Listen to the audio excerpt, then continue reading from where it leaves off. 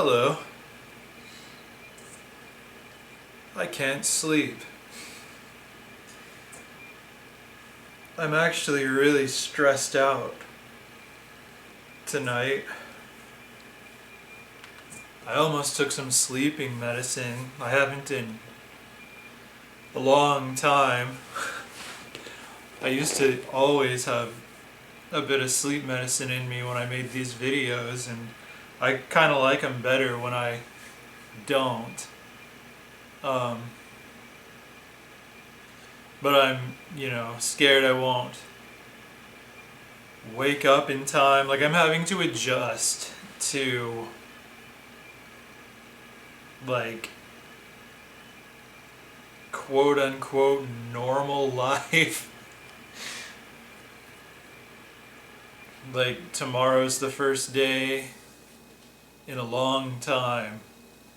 Like, I don't know when, I think this video is going up in like June, but I'm filming it in April. So I start a new job tomorrow. And, like, let me do the math. Like, 2005, I haven't had like a regular clock in for 8 hours kind of job since 2005. It is now 2022. Because I did youth ministry for 8 years, I basically made my own schedule. Based on the programs I was doing, I was kind of my own boss for the most part. And Lyft was the same. I'm used to being able to, if I need to get something done in the middle of the day, I can just go do something in the middle of the day. I can just get it done. I'm worried that I'm not going to quickly adjust, or that I'm not even anticipating all of the ways that everything is going to be different for me, because I have to be at work for a specific block of time every day. I have to clock in and stay there even if there's not anything for me to do. And I can't leave until a certain time.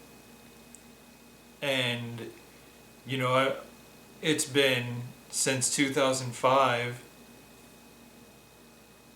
since I've been in a position where I would get in trouble if I were late, or if there were even such a thing as late.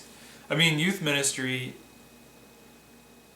I determined those times, like, I wasn't late to programs with the kids, but I was in charge. Like, I wouldn't have been in trouble if I were late. I just would have been embarrassed, but I wasn't ever late, because I was always there early setting up, but I determined what time it was that I got there before they did. So it's weird, like, just the whole idea of it, like, of getting in trouble. Like, that's one thing I wonder about. Like, I will eventually get in trouble at this job. And, like, this might be my reaction, because I just can't take it seriously. Like, people get so angry about dumb stuff. And, like, I'm not gonna be late. But inevitably, in, like, workplaces like this, like, someone gets their feathers ruffled about something weird. Someone in a position of authority. And I just can't take them seriously. Like, and I think that's gotten even more pronounced in me right now. Like, if someone were to yell at me, I just, would talk to them like they're a child. like I kind of do that now, youth ministry and such, and having to work with little kids for a week out of the year too, like with actual little kids. You know, I learned how to deal with them, and it actually taught me how to deal with adults who act like kids, which is the same. Just stand your ground, calmly repeat your position on something. I mean, don't lose your temper because they're throwing a tantrum. Just, the calmer you stay, the dumber they look and the dumber they feel, and then they calm themselves down to match you because they don't like feeling like the person who's out of control. So, I don't know. And when I used to work jobs of this sort, regular jobs, I guess you'd call it. And yeah, it was kind of like that there too, like when I was working at the bookstore. The corporate people hated me. I still got promoted to an assistant manager because the customers loved me.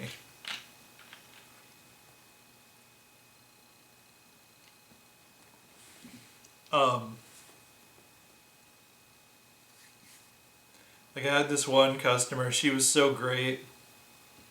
And she would always come in, she'd like bring me cakes on my birthday, pens, like she was always bringing me gifts. Everyone called her my sugar mama. But she was also like the customer who spent the most money at that store. She spent insane amounts of money on books daily. So the fact that she wouldn't even deal with anyone but me got me a promotion. But I still didn't suffer the BS from corporate pinheads.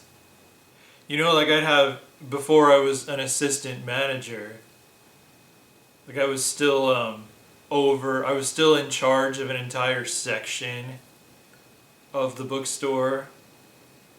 Like I was a lead bookseller, and I clashed with this one manager so bad and just called her out on her crap. And she wound up getting in trouble.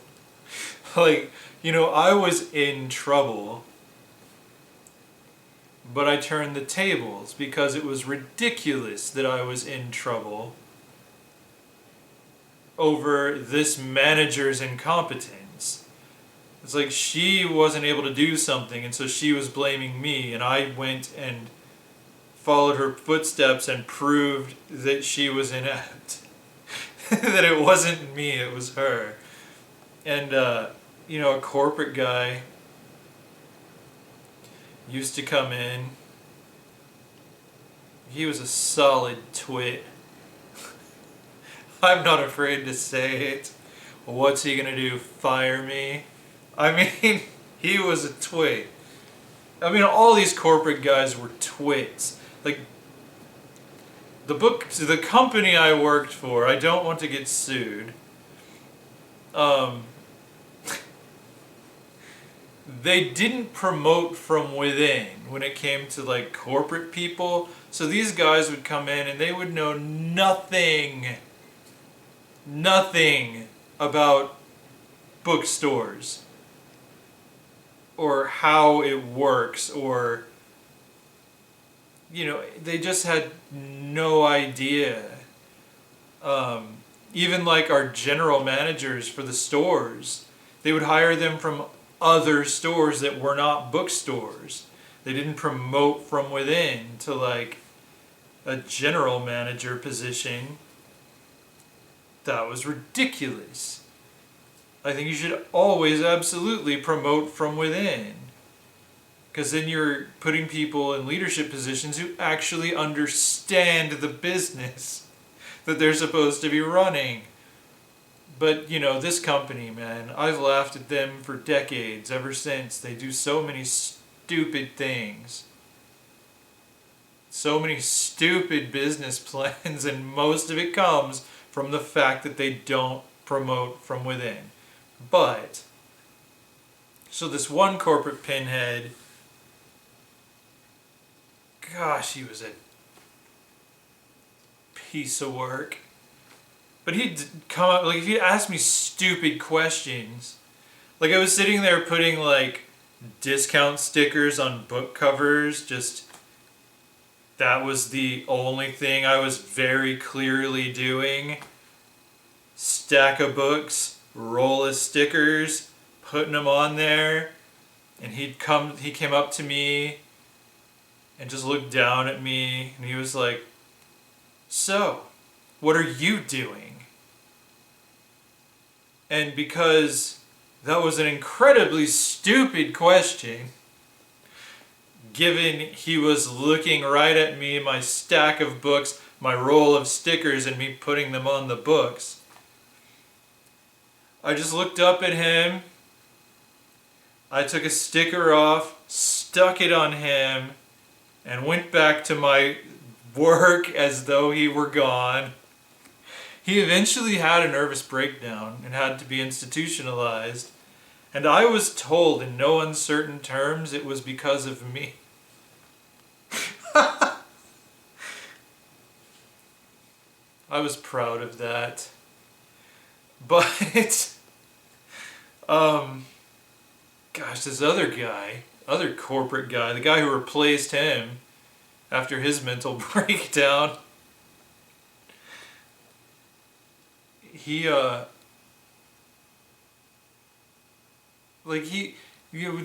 try to sell these stupid cards. They still do. Like these, I guess, membership or discount cards or whatever. And this dude was like, he starts talking up to some customer at the counter like he knows how to sell these things. He's like, "Oh, I use mine all the time," and blah, blah, blah. Here's a solid lie that isn't even how the card works. And so, I corrected him on the spot, and I was like, "You don't even have a card. Go away." And I mean, that was before I spent, 17 years not answering to anyone, really? I mean, there was someone I answered to at the church I worked at during the youth program years, but that's another story. I don't know. But for the most part, that person didn't know or care what I was doing. So I didn't really answer to him. He only ever yelled at me if I asked for a raise. Or if I did what he said and he got in trouble for it. But again, that's another story. But yeah, so like, I don't know how I will adjust to people who take themselves really seriously. And like, that's the thing, like, this kind of job, like any kind of normal job, like regular, you check in at 8, you check out at 4, 9 to 5, whatever. There are always people in management positions who are on a power trip and they take themselves way too seriously, and they like get off on finding things to scold people about, and like they'll yell at people, which is completely unnecessary and not a very grown-up thing to do. But I guess they learned by being yelled at themselves. But I've been yelled at. I have to lose my mind before I yell at people. I yelled at someone recently, but it was because I was completely insane. Like, it was a day. the vlog has probably already gone up in which I tell you all about it. Um, but my normal isn't to yell at people. So I don't get those people, and I don't have any like tolerance for them. Like and that usually makes them angrier at me because I refuse to be intimidated by them or to take them seriously.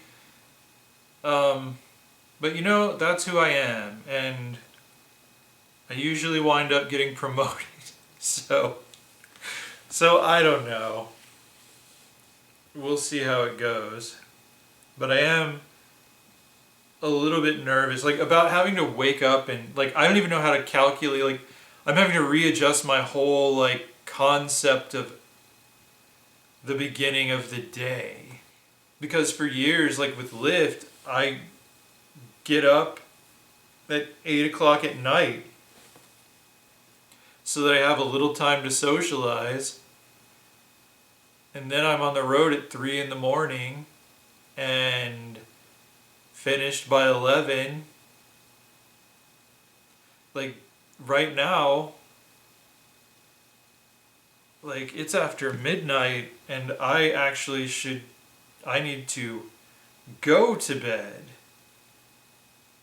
Oh, I got a message. I should read this. But yeah, so I don't, my body's weird. My circadian rhythm, what's left of it. I mean, yeah, I don't know when to go to bed is the thing. Like I have to figure all that out. I don't know when to go to bed. I don't know when to eat. I don't know how to schedule my day with normal hours because I've been doing Lyft for 3 years. I haven't had normal hours in forever. So this is going to be a really weird week, man. I'm more excited about the new adventure than I am nervous. Because I get along with people pretty well as long as they're not pinheads. And then it's generally their fault. They're the ones who...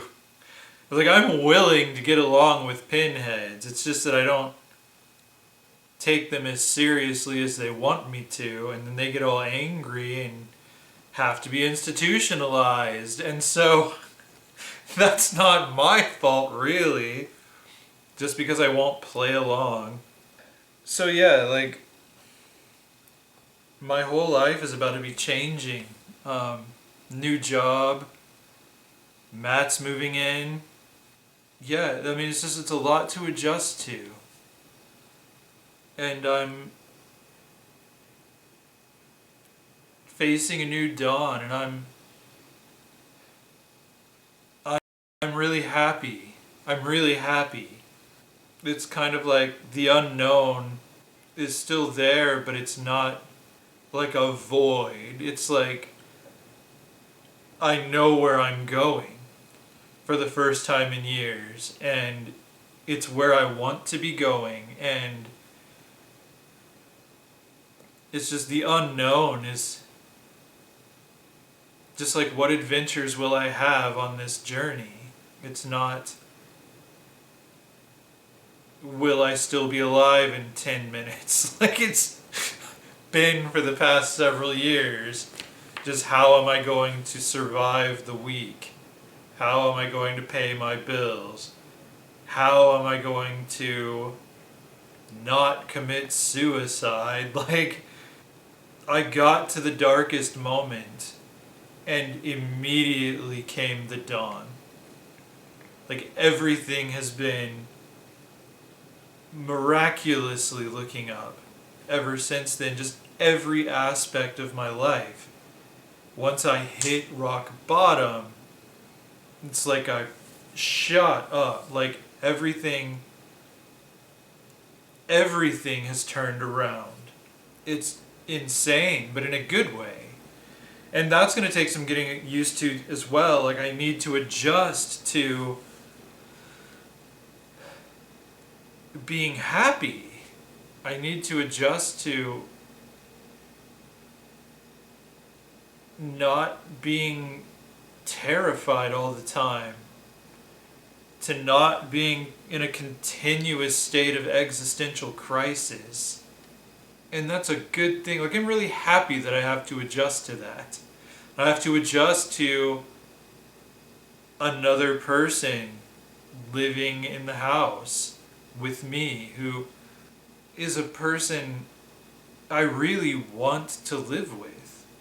Generally, the idea of a roommate fills me with dread and despair.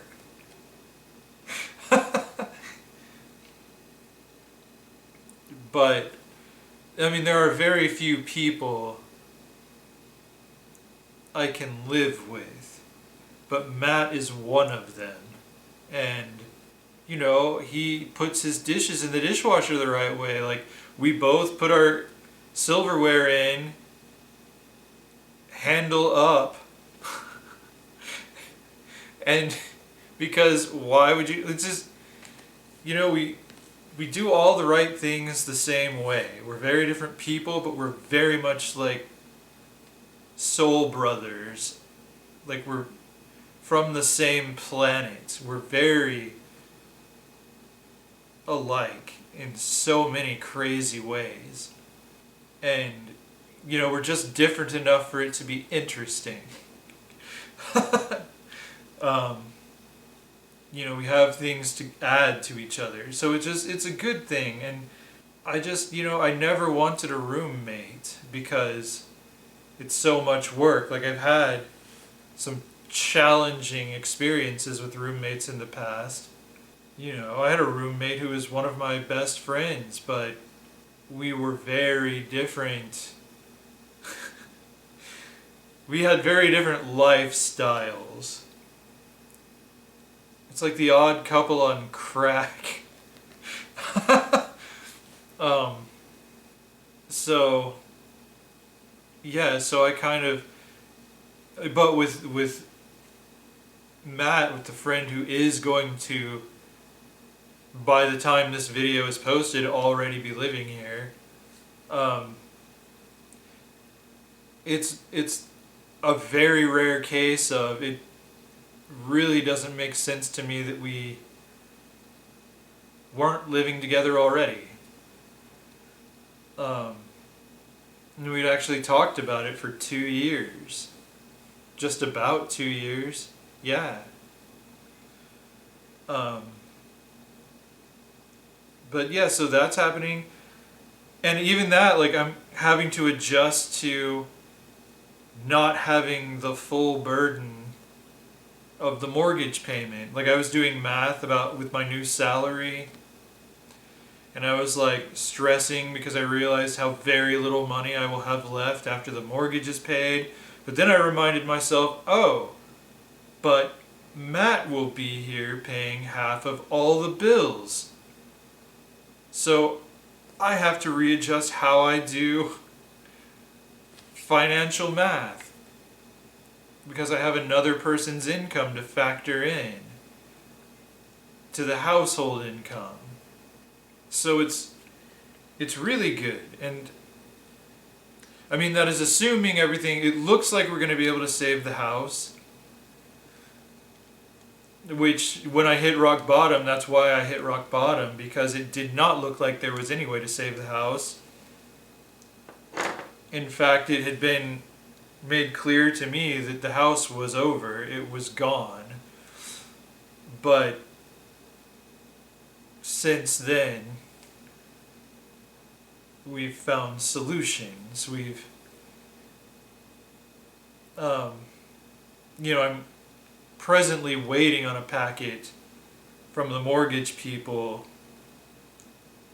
to fill out, and Matt has to fill it out too, and just basically taking financial responsibility for the house and hopefully fixing everything. But I'm not going to get into that here, all the details of that. That's where I'm at where as I'm filming this. So I might have lost the house by the time this goes up, but as I'm filming this, it looks pretty positive. I'm pretty optimistic and really hopeful about the future, and I have to adjust to being hopeful about the future. Like, I've just gone so long being like fighting for any shred of hope, trudging through the swamps of sadness. But I'm in a much better place now. I'm headed in the direction I have been wanting to go for years. So, tomorrow, or actually later today, it's almost 1 in the morning. I've got to figure out when, how do I wake up on time when I don't know what on time is? I have to wash some clothes tonight. I don't know, man. If I'm tired, I can blame it on it being my first day.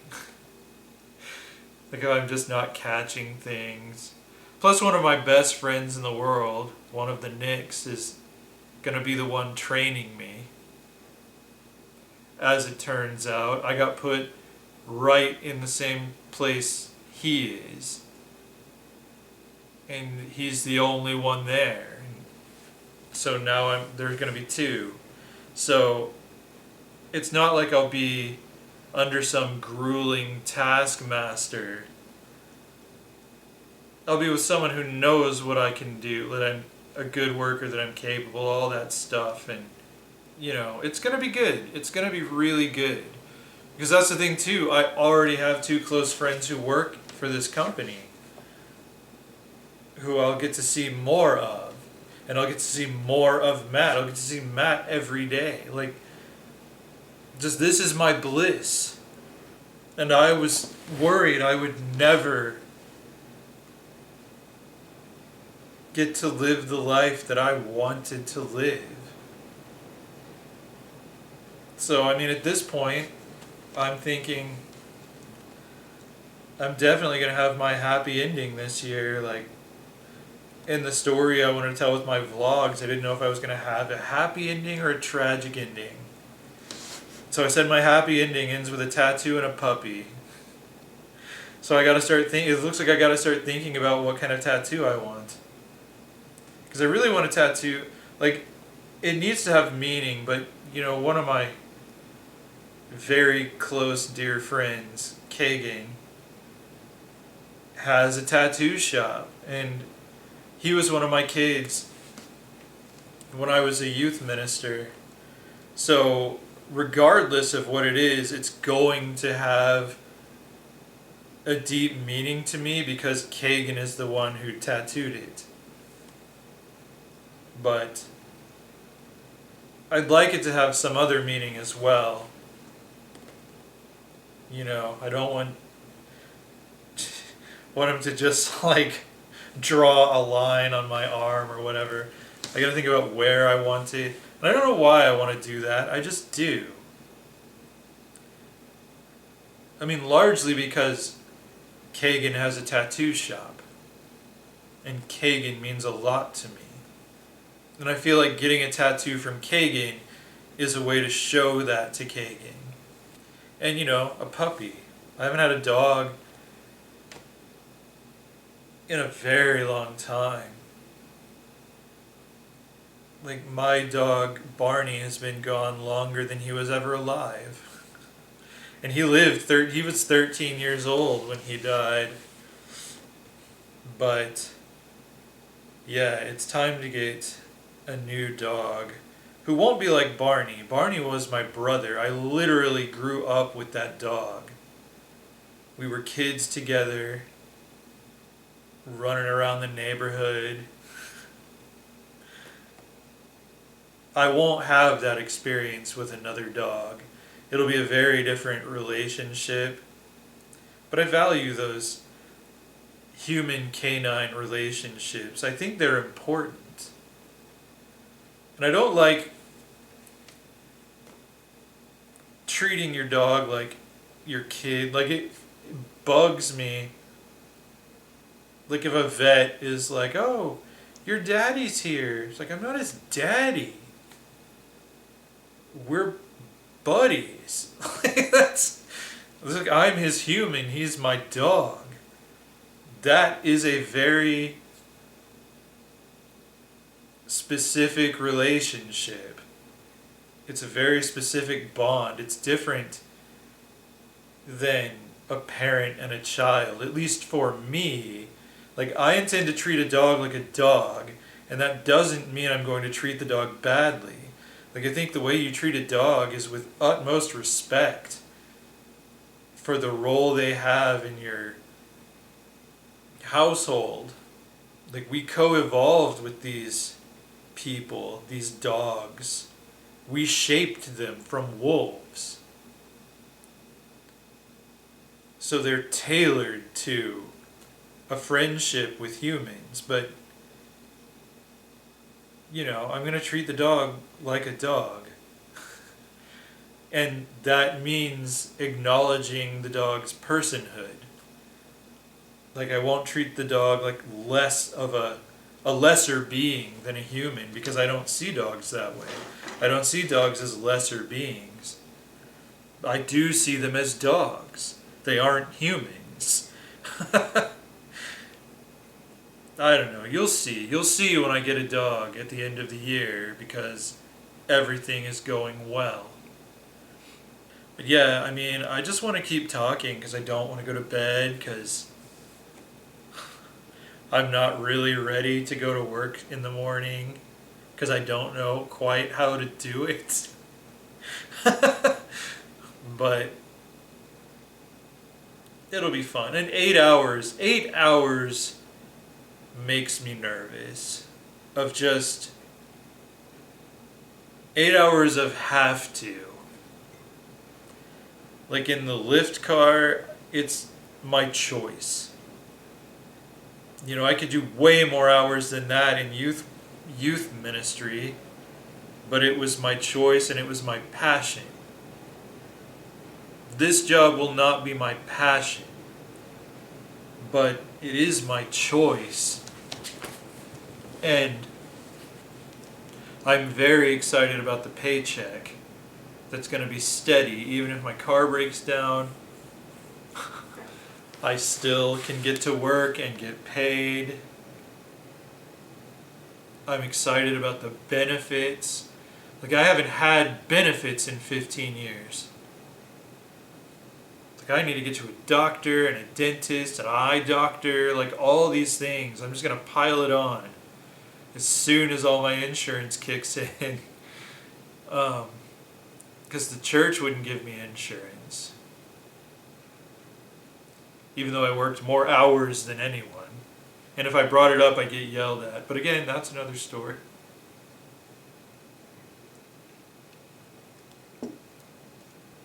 But yeah, and like, it's raining right now. It's raining really hard. And for the first time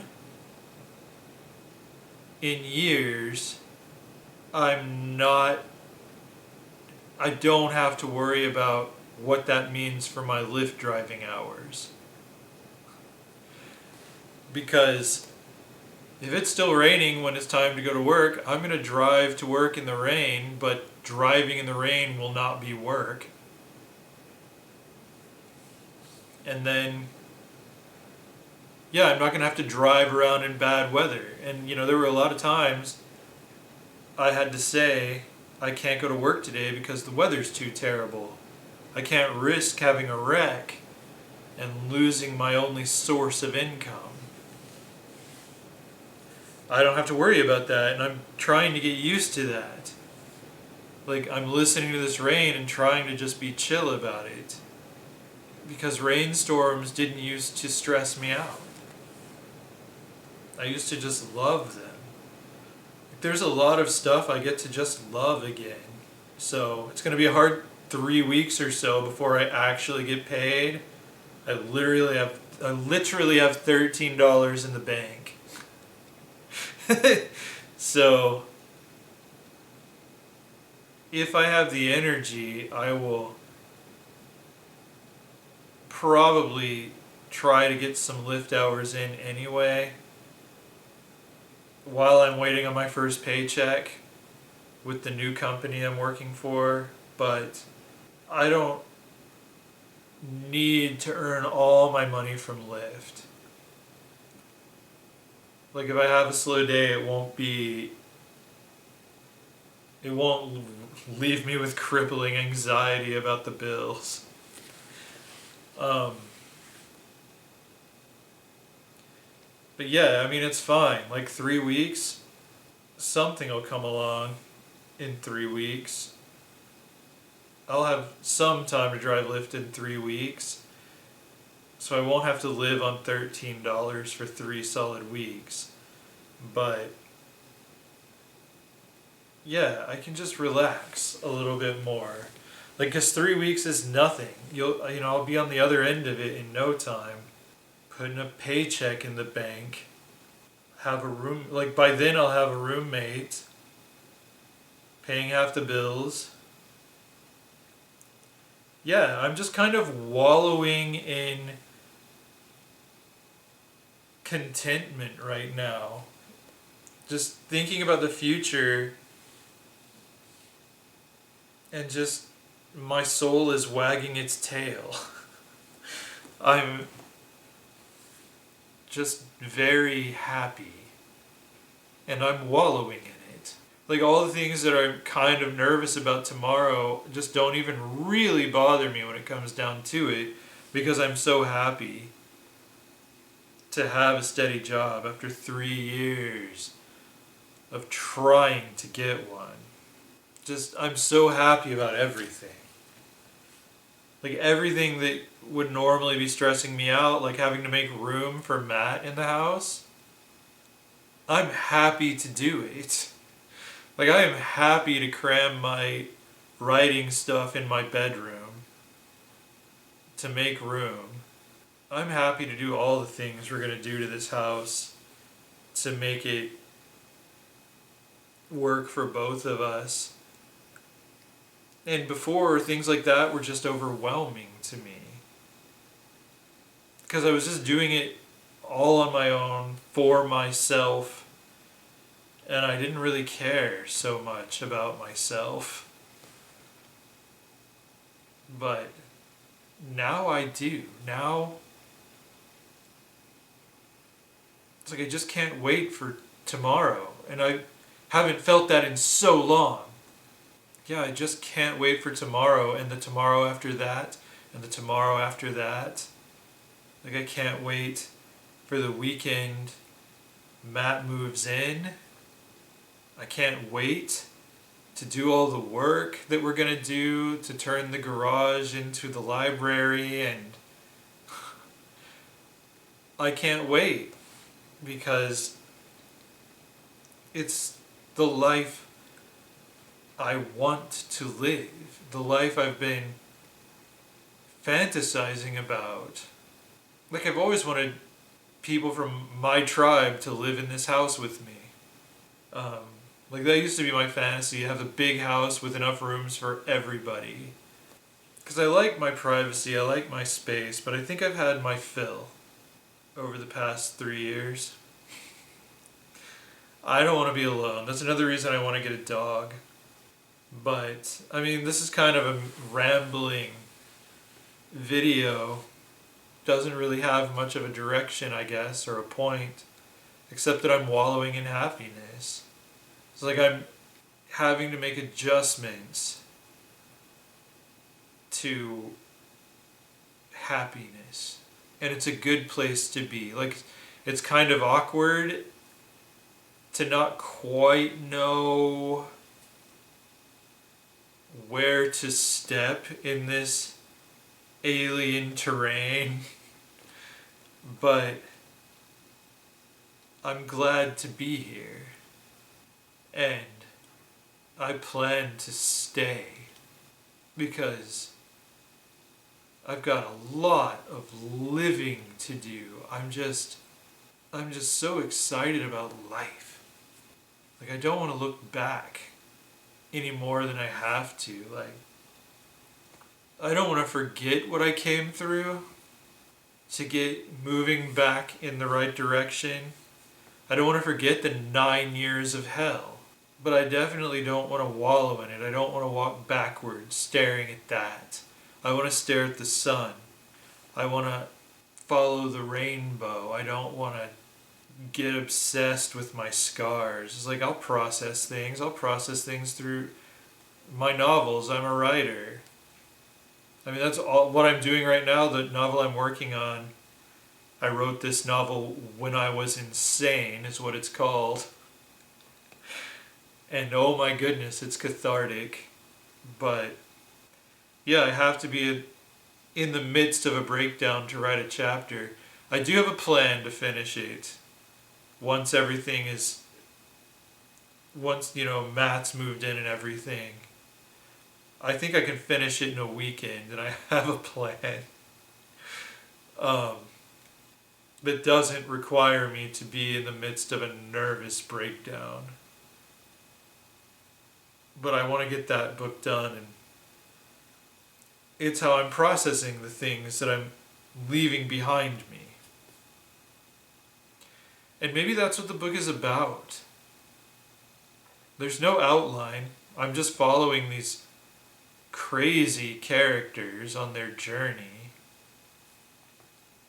These two characters. Like, it's largely a dialogue between two characters trying to figure out who they are. Literally. It's so crazy. It is aptly titled. But yeah, it's later than it's ever been, as my dad likes to say. 1:06, and I have to go to work tomorrow. Or I should say, I get to go to work tomorrow. So, I'm going to call it a night, put some laundry in, and try to get some sleep. So, till next time, thanks for sitting up with me.